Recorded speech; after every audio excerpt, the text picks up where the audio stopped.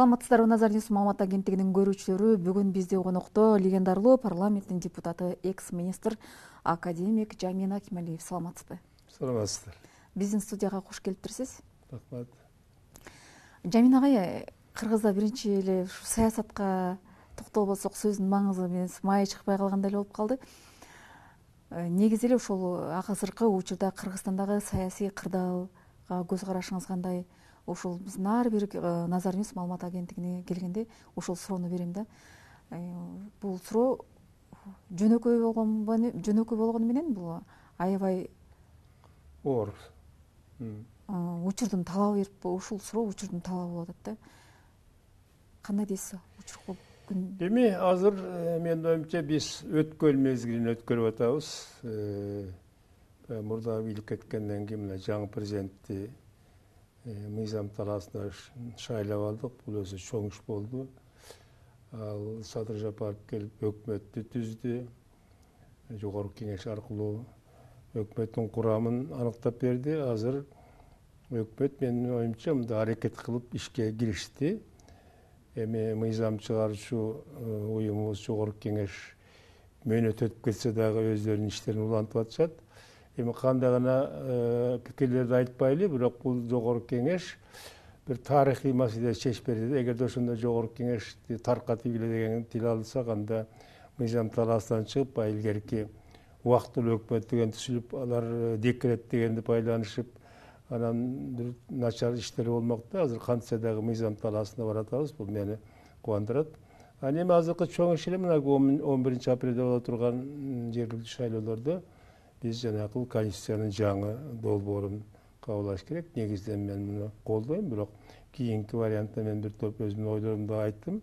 Эми жогорку кеңеш талкуулап бүгүн кабыл алды окшойт. Анан эми референдум күнүн аныктап, ошо жаңы конституцияны кабыл албасак, анан сөз жаңы жогорку кеңешти шайлаш керек. Мен ойлоп аткам, ошондон кийин эле шак болот десек, мен кеч угуп калдым. Президентибиз айткан эмес, күзүндө болот деп. Ушуну көп создурбай, жаңы жогорку кеңешти шайлап, мындай таза өткөрүп, жанагы президент өзү убада берип атат, таза өткөрөбүз деп, бир тартыктуу кишилерди алып келип, баягы легендарлуу парламентте болбосо да ошого окшогон эл үчүн, жер үчүн иштеген улугуздар шайлап алсак, андан ары биздин жолубуз дагы алдыга сыжылып, баягы жакшы ниет менен алдыга умтулабыз деген тилектемин да. Ар бир бийлик келгенде ошо Кыргызстандагы атка минерлер болобу, кимиси болбойлу, биз мыйзамдуу талаага келдик деп айтабыз, бирок практика жүзүнө келгенде бул нерсе иш жүзүнө ашпайт да. Ушул бийликке ишеним артсак болобу? Чын эле мыйзам талаасына келдикпи? Мен өзүм жеке ишеним арта алам. Себеби чындыгында эле баягы жээнбеков кетип калып, көрүнбөй калды. Өкмөттүн башчысы боронуп качып кетти. Укмуштай эле талаада калып калып, анан ошонун үстүнө дагы жогорку кеңеш таратып, эмне кылсак өзүбүз өткөргүлөбүз дегенде мен оюмча абдан кыйын акыбалга келмек. Эң негизгиси эл аралык коом бизди тааныбай коймок да. Мына мыйзамдыкка өткөнүбүздүн бир көрсөткүчү бул Садыр Жапаров президент болгондон кийин өлкөнүн баары таанып, куттуктап, чоң өлкөлөр, кичине өлкөлөр баары бизди тааныганда бул чоң иш болду. Бул да ошол мыйзам талаадан чыкпагандын бир белгиси да. Бирок бул мыйзам деген, бул өзү мыйзамды урматтоо, сыйлоо деген татаал нерсе экен да. Муну үчүн көп жылдар керекпи? Коом даяр болуш керек экен. Ар бир адам ошону билиш керек экен, жана мыйзам эмне экенин. Мыйзам деген баягы кыргызча айтканда буйлаланган төө дегендей ар кайсыга бура берсе болот экен. Мен башкы айтты го. Бир энени 5-6 жыл башкача кылып айткан кишилер болот. Канча юрист болсо ошончо ойдору, пикирлери бар. Ошондуктан бул жалпы жалгыз эле ошол конституция, мыйзам эле баарын чечип берет дегенден алыс болуш керек. Мына 30 жылдан бери мен көрдүм го мыйзамдарды. Кааласа бузуп коюшат, каалабаса сактайт. Көпчүлүгү ошол бийликте турган кишилер менен көз каранды да. Мен Акаевден баштап барып көрдүм го. Акаевди шайлаганда алтындай деп мактап барыбыз. А дегенде шайлап жогорку кеңеш, анан эл шайлап ушинтип аткан соң анан 4 жылдан бузулуп кетпеди. Алтын ошо биринчи конституцияны өзү кол коюп, анан кайрадан таркатып, ошол эме мыйзамды кээ бирлер өздөрүнүн кызыкчылыгына пайдаланып кетет экен да. Ошон үчүн мыйзамдын тагатказы менин оюмча халк, эл, коом мыйзамды жакшы билиш керек. Бул жагынан бизде сабатсыздык аябай көп да. Жөнөкөй карапайым эмес, жөнөкөй эле мындай ар кайсы бийликте жүргөн кишилерди мыйзамды сурасаң билишпейт. Мен оюмча ушул келечекте ушу мыйзамга үйрөтүү, мыйзамды мындай сыйлоо, мыйзамдын эмне экенин билип түшүндүрүү, бул да биздин алдыбызда турган бир чоң милдет деп ойлойм да. Ошол калктын сабатсыздыгы эмнеден улам келип чыкты? Мунун баардыгы биз совет ордунан баштап, мен ал кезде иштеп калбадым. Ал кезде мыйзамга деле көңүл буруш эмес. Мына мен жогорку кеңештин депутаты болуп, ушу совет ордунда 24 жыл иштедим, андан кийин 10 жыл биякта иштедим. Ошол кезде мисалы биз жогорку кеңеш келгенде биздин мыйзамдардын тиги долбоорун, алтымак жогорку кеңеш чечимдерин партиянын борбордук комитетинин бөлүмдөрү жазып берип койчу. Анан баары окуп эле кол көтөрүп койчу. Ошентип ошол кезде баркы кете баштаган. Бирок мыйзамдуулук сакталган, баягы ыймандуулук бар эле, тартип бар эле, эл көнүп калган. Анан мыйзамга да көп көңүл буруш эмес дагы. Ал эми эгемендик алгандан кийин мыйзам эмне экенин, себеби мыйзамды кабыл алгандан кийин аны аткарыш керек экен. Аткарбай койсоң балесине каласың дегендей, мыйзам менен жашоо деген отуруп, анан чындыгында мыйзамдын баркын биздин бийликтер кетирип койду да. Ошо Акаевден баштасак, мына биринчи мыйзамды бузган ошо киши. Ошо биз менен чогуу 2 жыл иштеп, өзү комиссиянын төрагасы, мен да мүчө болгом. Анан филармонияга барып кол коюп, баарыбыз куттукташып, ошондон кийин кайра теңирден тескери 180 градуска айланып келип туруп, анан жаңы 1994 жаңы тескери бир мыйзамды кабыл алганда, кыскасы ошонун баш аты Акаев деп атат да. Ошону күткөн эмеспиз. Биз кучакташып, өбүшүп, сонун мыйзамды чынын айтканда туңгуч конституция эң мыкты болгон. 2 жыл иштегенбиз, коомчулук менен талкуулаганбыз, өзүнүн улуттук өзгөчөлүктү кабыл алганбыз, эл ара тажрыйбаны кабылдап туруп, бүт эл жактырып кабыл алган мыйзамды мына биринчи бузган биздин туңгуч президент болду.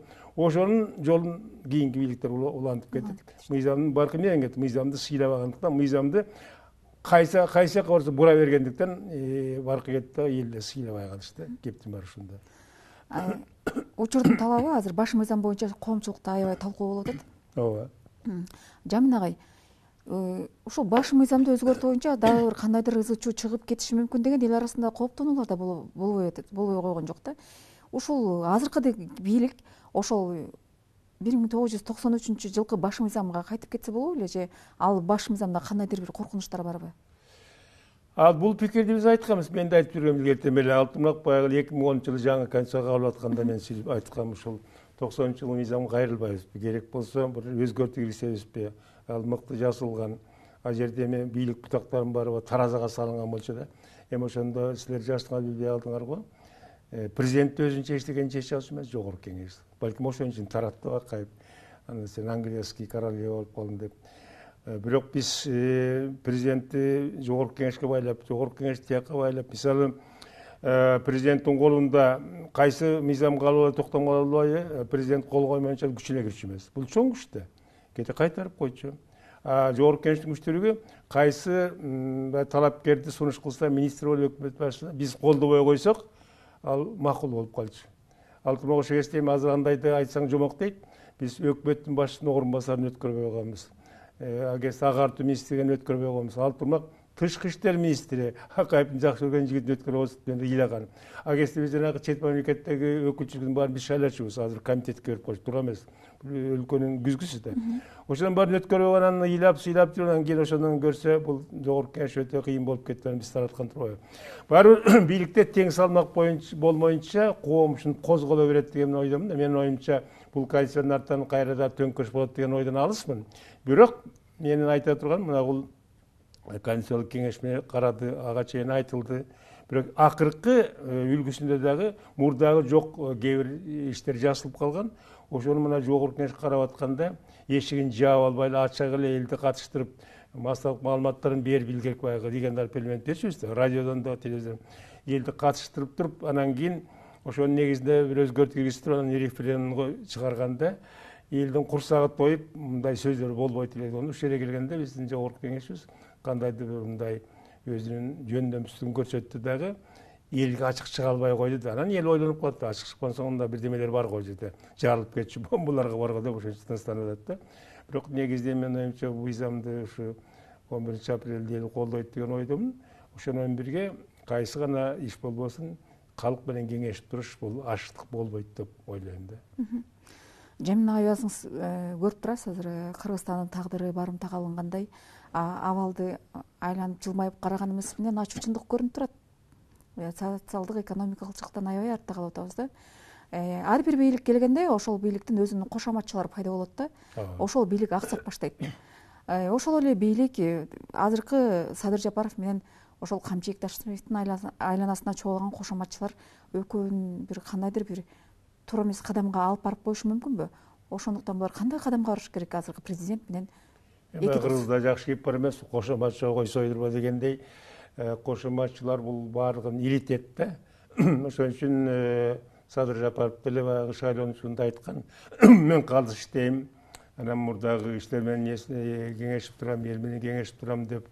Анан баягы Конституциядагы Садыр Жапаровду баягы жаштар алып келбеди, баягы 4-5 октябрда биз тамашалап калабыз, октябрь революциясы деп. Ошолордон менин оюмча кол үзбеш керек деп ойлойм да, кол үзбеш керек. Азыр кичине Садыр Жапаров алыстап кетти ба, жумуштар көп болуп атат. Бирок мына Арменияда окуганы менен байкап отурсам, караңыз, мынакей Пашинян эле кыймын деп кетип баратып, башын эчтүгөндө кайра мурдагы талапкерин издеп таппай атат дагы, элин чогулта албай атат. Ошондон менин оюмча бул Садыр Жапаров ким ушу бийлик алып келди? Садыр Жапаров мисалы жогорку кеңеш алып келген жок, жогорку кеңеш жөн эле формально бекитип койду. Эшикке чыккан жаштар, күн түндө отурган калк, элдин катмары алып келген соң, менин оюмча ошолор менен ошондо кесте колдон кишилерден кол үзбеш керек дагы, ошолор менен кеңешип турат ошондой эле. Ал эми жаңы пайда болгон кошоматчылар баягы чынында эскилер да мурунтан көнүп калган. Мен да ошо байкап атам, кээ бирлер мына колдукка кирип аткан бул абдан коркунучтуу нерсе. Себеби Акаев деле ошол кошоматчылар, үй бүлөсү, балдары, кыздары, келинчеги ушулар бузган. Андан кийин деле Бакиевди көрдүңөр, баягы үй бүлөлүк клан болду. Атамбаев деле ошого берилип кетти. Бакиев тиги Жээнбеков тем более кудасуда деп. Эми ушулардан ажырашыш үчүн биринчиден биздин жаңы жерде калыс болуш керек, баягы каракылды какчырган калыс болуп туруш керек дагы. Адамдын сөзүнө эмес, сөз күчтечи, айткан сөз атылган октойт. Ошонун ишине карап, өткөн жолуна карап туруп, ошону коомдо кандай пикир бар деп ошентип мындай талдап туруп, мындай тегерегин таза кармаса, бул элдин келечегине жакшы жол ачат деп ойлойм да.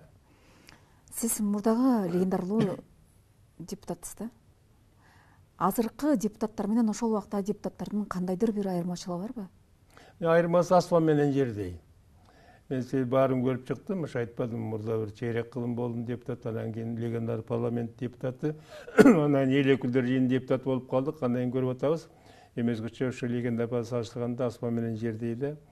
Эми анын баарын депутаттарды күнөөлөйүн десең, кептин баары системада. Кептин баары шайлоо системасында, шайлоо кодексинде болуп турат да. Мына ошо кезде 350 депутат келдик, партия деген ортобузда мындай ортомчу киши жок эле да. Биз түздөн түз эле каалаган санды коюп эле депутат болом деп баары эл өзү чертип тандап, себеби конституция жазылганда шайлоо түз болуш керек, тик анан жашыруун болуш керек, анан эркин болуш керек деп. Мына ошону биз алып таштап, жана партиялык системаны киргизип алып, баягы шайлоонун тагдырын партиялардын колуна берип коюп, анан партиялар өзү аныктап, анын тизмесин түзүп, алтымак жакында эле бир депутат алды, кийинки шайлоодо бир депутаттын баасы $250,000 $1 миллион чейин болду, ачык айтып ушундай болуптур. Ошентип эле баягы өзүнчө бизнеске айланып, саясий бизнеске айланып эле коррупциянын жолу ачылып, ошонун негизинде акчалуу, чөнтөктүү, бирок элди ойлобогон, жерди ойлогон кишилер кирип калды. Эми анткени биз баягы шайланганда элден элден коркуп турчубуз да. Элден тимеле ошо барганда кантип айтабыз, жеп коесузчу да. Эч кимден коркчу эмеспиз да, президенттен коркчу эмеспиз. А булар элден коркпойсу, эл шайлаган жок. Эл партияга добуш берди, а партиянын жетекчиси булар дайындады. Депутат дайындап койду. А кезде биз депутатты шайлап келгенден кийин бизге Кыргыз Республикасынын жогорку кеңешинин президиумунун төрагасы, мамлекеттин башчысы бизге күбөлүк кол коюп берчү, кулатып. Мен төрөгө кулаштым, 2-3 жыл алып койдум. Азыр борбор шайлоо комиссиясы берип атат. Ушунун баары баркы кетип, кыскасы негизги бул жерде сыр депутаттар менен элдин ортосунда байланышчылыкта жоопкерчилик жоголуп калды да. Ошонун кесепетинен булар баягы өзүнүн шефтеринин көзүн карап, ошону айтканын жасап, жогорку кеңешти мындай жаманаттуу кылып койчу да. А буларда өткөндөгү легендар парламенттен үлгү алса болмок да, ошондо көрүп калды. Ошол депутаттар бүтөп туруп көзү тирүү. Мына канча жыл болду, канча болду ошондон бери мен 2000 бир сурап койгон киши депутаттардан. Кандай деп түзсөк болот, кандай деп кеңешме түзүп, ошо мурдагы депутаттардын курамында кеңешип турса андан жаман болбойт эле да. Өзүм билемди эле башкарып, ай жүрүп отуруп, мынакей жаманат болушуп, неме элдин баары бул батыраак таратыш керек дегенге чейин барды. кептин баары ушундай болуп турат да.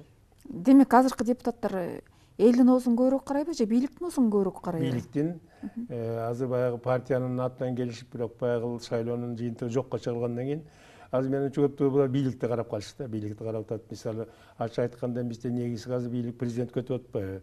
Президенттик башкаруу деп эл кол добуш берди. Ошого биз барышыбыз керек. Өкмөттүн башчысы дагы президент болуш керек деп атабыз. Анан ошондон кийин бул арбай өзүнчө бутак боло албай, анан өзгөчө булардын акыбалы арсар күй болуп калды да ортодо. Катуу айтайын десең жакында тарайт, кайра шайлоош керек. Жумшак айтайын, айтып жагайын деп ушинтип ортодо болуп турат да, арсар күйдөй болуп. Анан булар эми сөз мына референдумду өткөрүп алышы. Бирок мен дагы оюм ушундай. Мүмкүн болсо тезирээк жогорку немеден жогорку кеңешке шайлоону аныктап туруп, тезирээк жогорку кеңеш шайлаш керек. Себеби бул маселени нары көзү созо берсек, мунун арты кыйын болуп калышы мүмкүн да. Себеби азыркы депутаттарга элдин ишеничи нөлгө барабар да.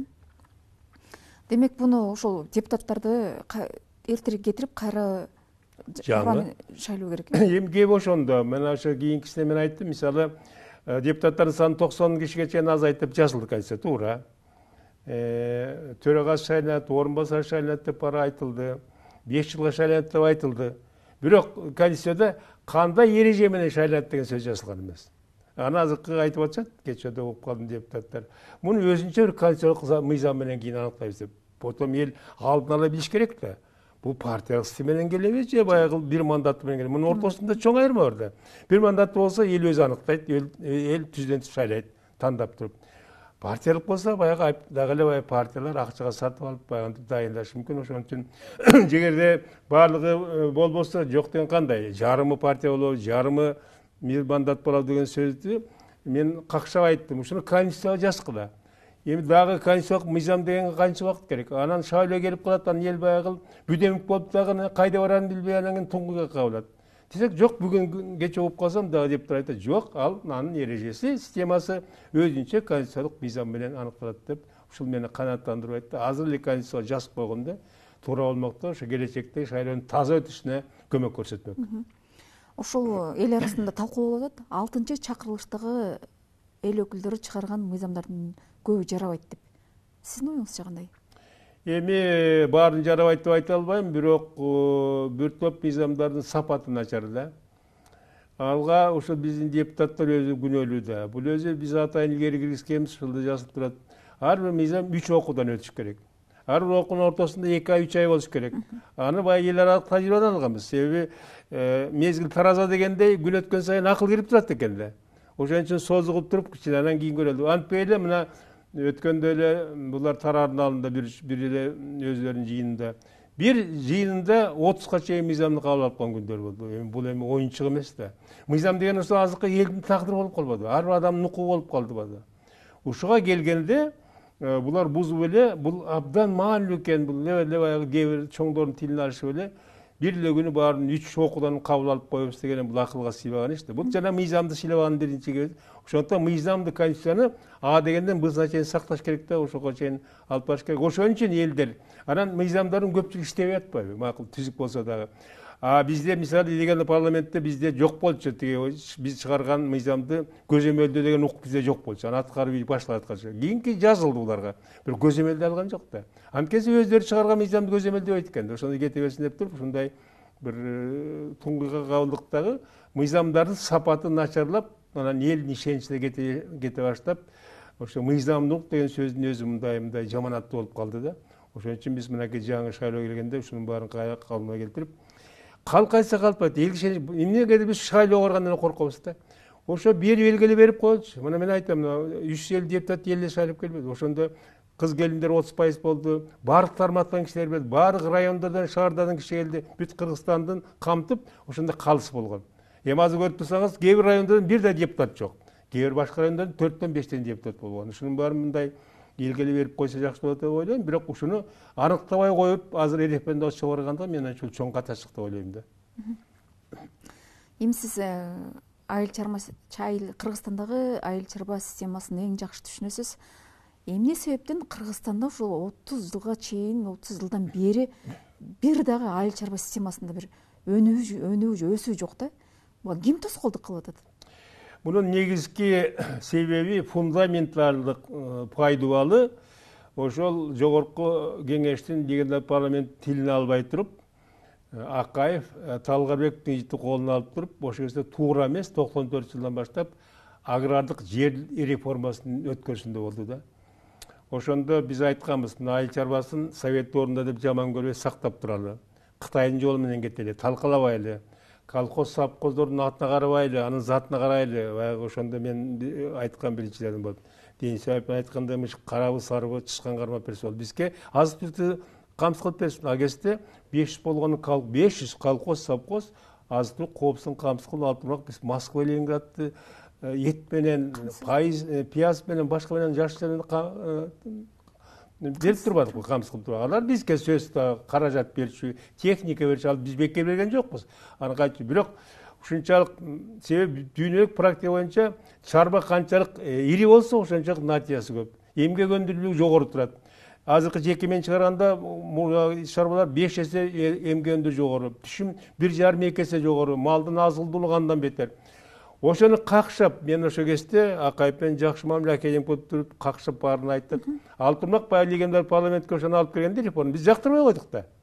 Ошондо көп кишилер чыгып деп да жактырбай, биз бара-бара кетели. Азыр шаруаны талкалап койгон. Талкалап койгондон кандай болот? Экинчиден айттык, бул биз мындай сыноодон өткөрөлү. Азыр керек болсо жеке менчикке каалаган кишилерди өткөрөлү. Өзү иштеп көрсүн. Булар кааламагандары тийбейли. Чогуу иштесе иштей берсин. Макул деп турду Акаев, биз кабыл албаган 94 указ менен удурбады. Жөнүндө зордукка салып, мурун илгерки колхоздордун курушун критикалашты, сплошная коллективизация, насильственный деп коюп, ошол жолго түшүп эле кааласа каалабаса өтөсүң деп эле, жет аласың, малды аласың деп талкалап баарын берип койсоң, ошондо эми жыйынтыгы мурун 500 чоң чарба болсо, азыр 420 000 майда чарба койдук да. Натуральный чарба койдук. Натыйжасыз. Колдорунда техника жок. А кезде баягы мек парк деген техника бар. Ошонун баарын таратпадыбы? Ал турмак алма бакка чейин таратпады. Мисалы алма 10 гектар деп койду. Аны бөлүгө болбойт. Жок. Сага 10 алма, сага 15 алма деп ошого чейин берип, ал бөлүнгөн соң алма чыкпайт да. Ошентип талкалап койгонубуз ошол 94 жылдагы ошол реформанын кесепети. Ошондон кийин биз жылбай калдык. Чынын айтканда азыркы учурда жана 420 000 майда чарба турганда биз алдыга жыла албайбыз. Канча жылдан бери какшап келатабыз, мен кат жазып жүрөм.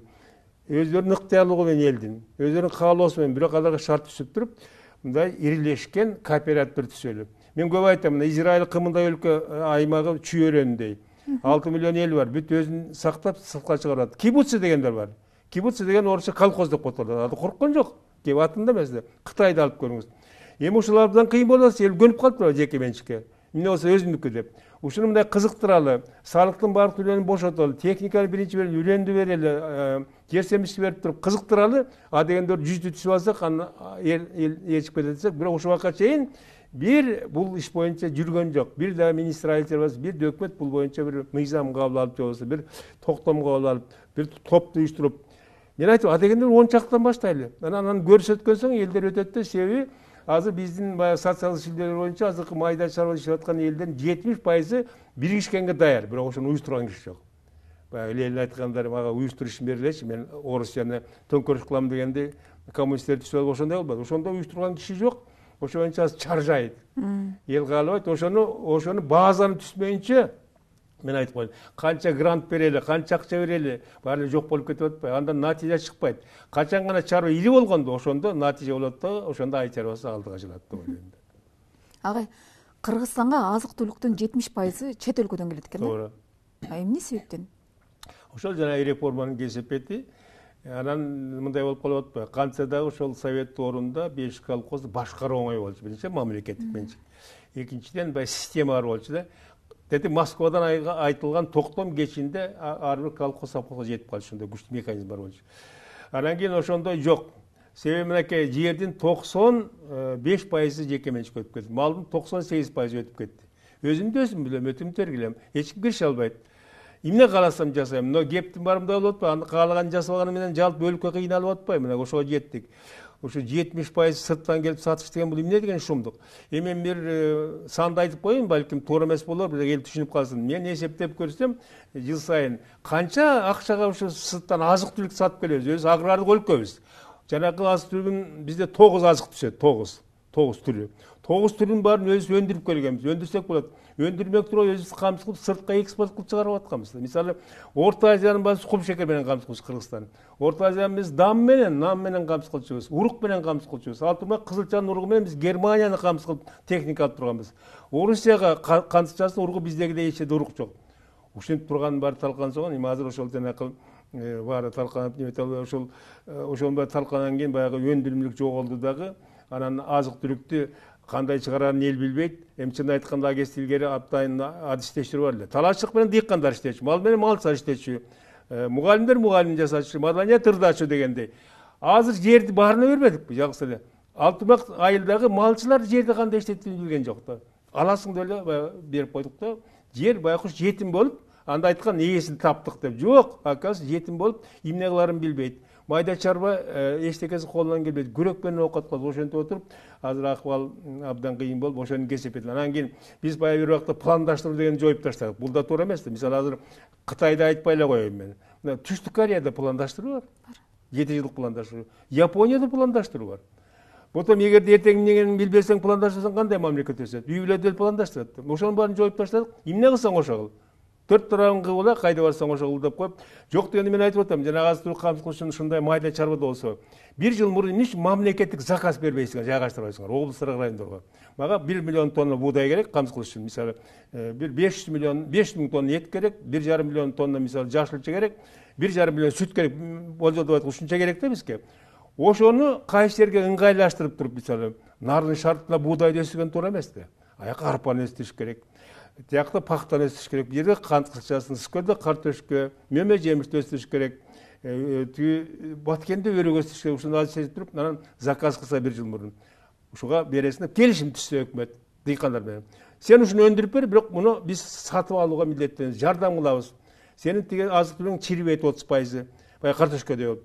Деп коюп, анан баасын коюп берсе 1 жыл мурун. Эл билсе, кандай баа менен мен кийин сатам десе эле, азык түлүгү азыркы шартта да камсыз болгон турат. Бирок ошого да барбай атышат. Себеби коркушат. Мага акча көп керек экен, тигиндей эмне экен деп. Эми жанагы сөзүм айтқан канча, мен жанакы айттыңар 70%га сырттан алып келебиз деп. Ошону мен немеге которсом, канча долларга которсом, эми таң каласыңар, 700 миллион долларга биз сырттан сатып келет экенбиз. 700 миллион долларды сом которуңуз. Ошол акчанын жарымын дыйкандарга берип койсо, ошол өндүрүп бербейт беле, жана госзаказ аркылуу. Ошол акчага мисалы кампаларды куруп кайра, муздаткычтарды куруп, жана логистика борборду куруп коюп туруп сатып алсак, ушул кесипте ишенбейсиңер, эптеп сетип өндүргөн азыктын жыл сайын 30% чирип жоголуп кетет. Себеби сата албайт. Эчтеке жок, кампа жок, эт комбинат жок, сүт комбинат жок, талаада калып. Ошонун баарын колго алмайынча болбойт. Мына ушул 700 миллион, алтырмак 8 миллионго жакындап кетти. Доллар жыл сайын сырттан сатып алган өзүбүзгө жумшак жакшы болду. Бирок ушу менен иштеп, ушу эмнеден турат экен, кандай кылыш керек деген бир дагы мекеме табылган жок, бир дагы өкмөт ушул ишке киришкен жок. Мына ушул негизги себептер айтарын артта алып аткан. Мүмкүн кызыкчылык да жок да? Иә. Мүмкүн кызыкчылык жок. Эми ошентип ойлонуп кетебиз. Эми мен да эки дүйнөнү көрүп калдым, совет орунда буякта биз агесте биздин кызыкчылыгыбызды өзүбүз унутуп койчубуз да. Бул да балким туура эместир. Өзүңүн жеке турмушун унутуп койгон. Бүт эле эл, жер, партиянын айтканын аткарабыз деп жүргөндө кандай жоопкерчилик болуп туруп. Жоопкерчи жетекчилер, мисалы азыр Аким деп атат, агесте мына иштедим Согуктта партиянын биринчи секретары болуп. Биз күн түндө эле эл үчүн, жер үчүн иштеп бердик да. Жоопкерчилик моюнубузда турчу. Кантип элдин бетин карайбыз, эртең иштеп беребиз. Ишибиз жаман болсо кантип өтөбүз деп. Ушинтип ушу жалпы жөнүнөн ушундай кызыкчылык ушундай бар эле да. Эми ошондой кызык деп айткам, жоопкерчилик болуш керек да. Эми азыр Садыр Жапаров айтып атат, жоопкерчилик болот, мына кадрларды азыр конкурс системадан алабыз деп атат. Эми көрүп жатабыз го, бирок кадрлык системаны кобула албаса, ушундай бир кызыккан, эл үчүн иштеп берген кишилерди бийликке алып келмейинче элдин турмушу кыйын болот деген ойдомун да. Бирок мен үмүтүм бар. Себеби Садыр Жапаровдун айткан баягы убадаларын билебиз. Эми ошону аткарууга киришип, анан дагы бир айтканым, жанакы конституция менен кийинкисине кичине каршы чыкканым, мен дайым ойлоп жүргөм, өзү айтканда, мен милдетин алам. Президент өкмөттүн ишин милдетин алып, өкөн тең аткарам деп. То есть бир эле киши бир учурда мамлекеттин башчысынан өкмөттүн башчысы болуш керек болчу. А мында жазып коюштур кийинки вариант, эң акыркы вариантта. Жок, президент болот, бирок өкмөттүн башчысын президенттин аппараттын башчысы аткарат деп ушуга да айттым. Бул болбойт. Садыр Жапар өзү айтып атпайбы, мен мойнума керт баш менен жооп берейин баарын элин деп.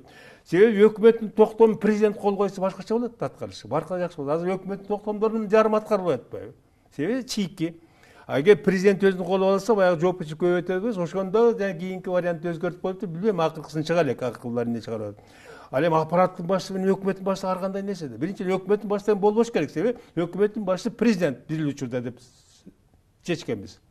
Туурабы?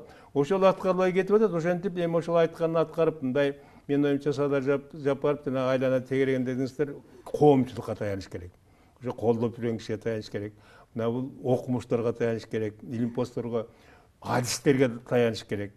Оозунда сөзү бар ат башчыларды чогултуп, балким президент алдында бир кеңеш түзөбү. Мына Путиндин алдында 15 кеңеш бар, ар кайсы маселе, маданият боюнча, алчар боюнча, тияк боюнча. Ошентип кеңешип кесип бармак ургандай 6 миллион киши экенбиз, кеңешип туруп чечсек болот эле. Бирок аны мен көп сезбей турам. Балким мына жаңыдан кишип чет мемлекетке көп барып атат. Кийин келген соң балким президенттик кеңеш түзөбү, бир ар түрдүү кишилерден турган. Кыскасы, өзүнүн жумушун коомчулукка аралаштырып иймейинче, көпүрө түшмөйүнчө биз баягы кайра эски жолго түшүп калсак, анда бизди эл кечирбейт. Менин оюмча, Садыр Жапаров мына чет мемлекетке барып келгенде ушу менен киришип, ички жумуштарга кириш керек азыр.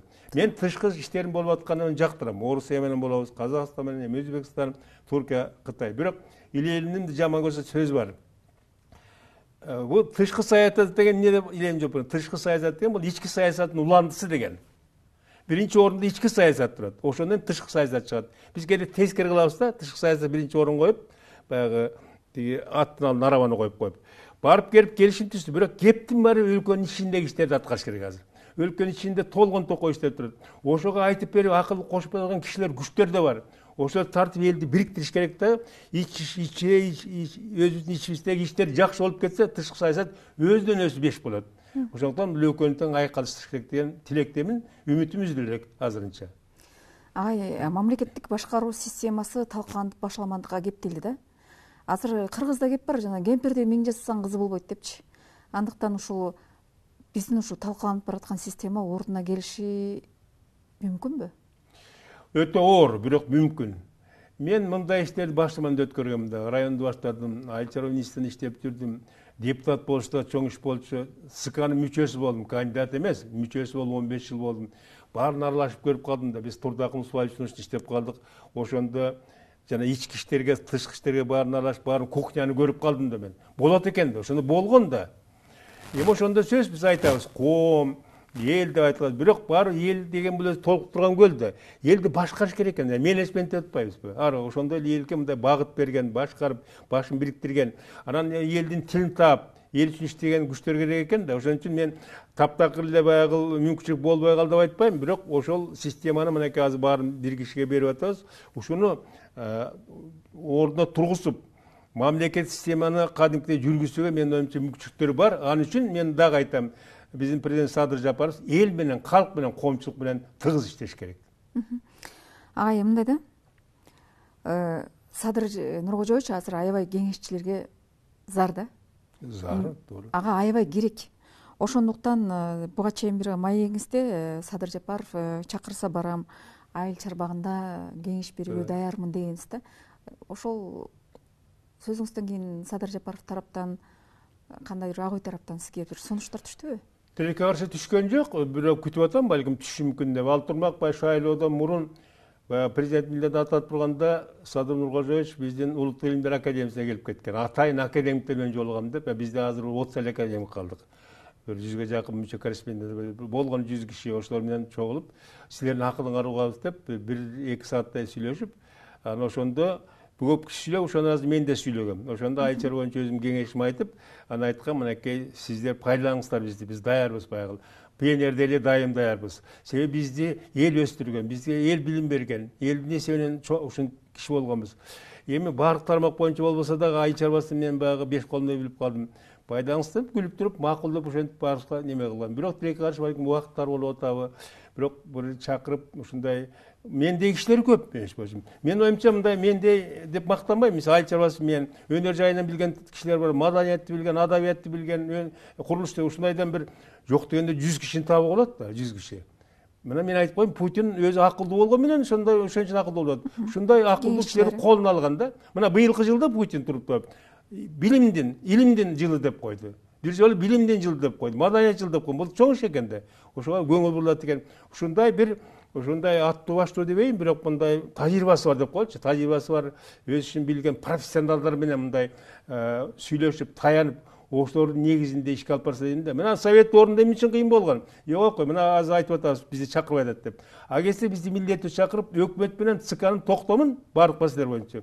Адистер илим посторгона жакшы. Айылчар боюнча мына көпчүлүк мен жазгам, талашчылык боюнча. Мал чарабасы боюнча Луш Шекин дегендер болчу, кой чыгарган башка кишилер болчу. Канимет дегендер бар болчу. Кыскасы биз баары жазып берген соң, нар жагын тиги партия баягы оңдоп койчу да, саясат киргизип койчу да, анан татынакай болуп чыгып келчү. Себеби эми чын айтканда бөдөлүн сойсо да касапты сойсо чын да. Ошо касаптын жазып берген иши айылчар боюнча ошо ишке ашат да. Мына мен сынга алгым келбейт. Өткөндө Садыр Кожоевич айыл чарабасы боюнча бир жарык кабыл алды. Жакшы биз колдодук. Бирок ошонун ичинде кээ бир конкретикалар жетишпей атат. Мисалы, илимдин ролу.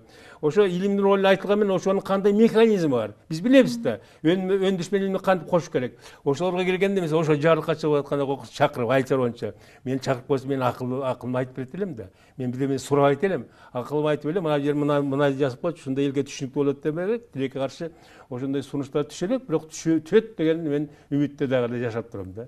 Ал себеби ал анча кереги жок, өзүм билим бар. Элге пайда келсе деп атабыз да. Акыл насаат деген илгертен бери эле чоң үлгү болуп келген да. Акылдуу кишилердин артынан ээрчиген аброй деген болуш керек. Ошондой болгон да күчтүү илимди чын айтканда келсе бул өндүрүштүк күч деп коет. Бул жөнөкөй бир потенциал илимий эмес, бул өндүрүштү түртө турган локомотив илим деген.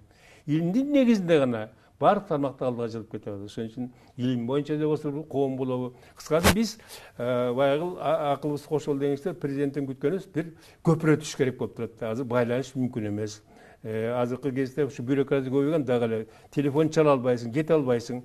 Ошон үчүн президент өзү бир мындай бир канал ачабы, бир мүмкүнчүлүк береби, мындай эл менен байланышып турбаса, жанагы кошоматчылар жүрүп отуруп анан кийин бир жаман нерсеге түртүп койбосун деген ойду айткым келет да. Биз дайым даярбыз президентке жардам берүүгө.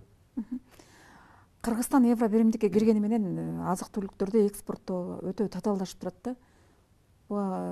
Садыр Жапаров жеке ушу тийиштүү кызматкерлер чара колдонсо болобу?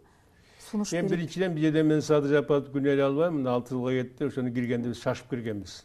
Агеси Атамбаевдин заманы болчу. Сариев, Темир Сариев премьер-министр болчу. Ошол тим эле чурук капнары берип, мени көрсөтүп, мынакей 180 миллион базар турат, кирсек эле жыргап коммунизм курабыз жаңы деп атып, анан ошо шашып ушуп даярламатып кирип алганбыз. Ошонун кесепетин биз көрүп атабыз да. Бирок азыр эми ошо оңдош керек. Мына буюрса мынакей азыр президент болду бу иш, анан ошолордун жыйналышына барганда жанакы Евразиялык биримдик жыйналыштар болот, мамлекеттин жетекчилери ошондо маселени кабыргасына коюш керек. Буга чейин биз 5 жылда өзүбүздүн улуттук кызыкчылыгыбызды сактай алган жокпуз. Мен бир жолдо ошо жыйналышка барганда, кээ бир өлкөлөр Лукашенко кыйын болчу, кээ бир эле тиги Путинди кекстектен алып эмне үчүн мага бербейсиң алып кетип калып жүрбөдү. Казакстан, Өзбекстан да кыйын болду. Ошондой болуп бир өзүбүздүн элдин талабын, Кыргызстандын талабын, кызыкчылыгын колдой алган киши болгон жок да. Бир жолу гана Атамбаев аракет кылды. Ленинградка барганда Санкт-Петербургда жыйналыш кылып, катуу айтып алып, кайра кечирим сурап анан жабык кылып коюшту. Ошентип бул кеп анда эмес, кеп таарынгандыкта жеке элдин кызыкчылыгын колдош керек да. Эми чын айтканда, жанагы Евразия биримдикте 5 мамлекет болуп атпайбызбы? Ошонун жалпы улуттук кирешесин алып келсе биз 2% түшөбүз. Эми алар деле бизге жардам кылат деп айтышы мүмкүн. Жок, анын ордуна канчалык кылса да чоң өлкөлөр бизди кысып коюп атат да. Ошону айтыш керек. Себеби уставда жазылган бардык мамлекет элдин санабары бир укукта. Бир киши эле кол койбой койсо чечим кабыл болот. Эмне үчүн бир жолу биздин 5 жыл ичинде бир жолу жок дегенде бизди коргоп кол койбой койгон бир өкмөт болгон жок биздин үчүн. Баары эле макул. Кол көтөрүү макул. Ошондо бир жолу айтып коюш керек. Жок, мен кол кое алам депсе, эч ким кабыл албайт. Там жазылган. Көпчүлүк эмес. Бир добушта гана кабылданат. Ушуну эч ким пайдаланган жок. Анан эми ошону боюнча ушул биримдик деп айтып койгондон кийин анан эми ошол биздин эле Казакстан кече барып келишти, жакшы болду, баары жакшы. 2 жолу чегарасын жаап койбоду бизди. Ачык калып калды жатып. Мына өзүбүз мурундан менен өзүбүз толук камсыз кылып келип, кийин Казакстандан алып калдык 350 000 тонна. Жаап койгон соң Акаевдин үчүндө бир жолу ачкачыкка кабыл алганбыз. Акаевдин үчүндө биринчи жабылып, нан төгөнүп калган. Кийин 2 жолу жабылды. Эми ушул биримдиктин тартибине жатабы? Жок, тең салмақтылық, тең ұқыптық керек та. Егер біреу мен чоңмын, елім көп деп басып алса, андай ұйымдан керек болса, шығып кетіш керек. Себебі тең салмақ бойынша андай ұйымда біз қатыспай қоюға толық ақымыз бар. Бұл елдің талабына тура келеді. Ағай, Қырғыз өкмөтү көп убакыттан бери дан эгиндердин аянтын кеңейтебиз деп пландаштырып келет, бирок ишке ашпайт да. Кыргызстанда ошо дан эгиндердин айдоо аянттарын мүмкүнчүлүк барбы кеңейтүүгө? Biz эми мына биз Ас-Түрк камсыз кылып, элди нам менен камсыз кылып, урук менен камсыз кылыш үчүн болгон 1 миллион 200 миң тонна буудай керек. Казакстан эмес, Казакстан мисалы 25 миллион тонна өндүрөт. Орусия 100 миллион тонна. Бизге болгон 1 миллион 200 миң тонна. Эми ошо мен эсебин чыгарып бердим да. Аны үчүн эмне кылыш керек? Биз буудайдын айдоо аянтын 400 миң гектарга чейин себиш керек. Ана ошондон эле жок дегенде 25-26 центтен алсак эле камсыз болгон турат. Ушинтип келгенбиз да. Бирок биз мурун 25 эмес, 35 центтен түшмөкчүбүз. Аянт азыраак болчу. Ушуга жетпейт. Ушу кезде биз мына быйыл 250 миң гектар гана себип атабыз. А бизге 400 миң гектар. Үчүн ишке ашпайт.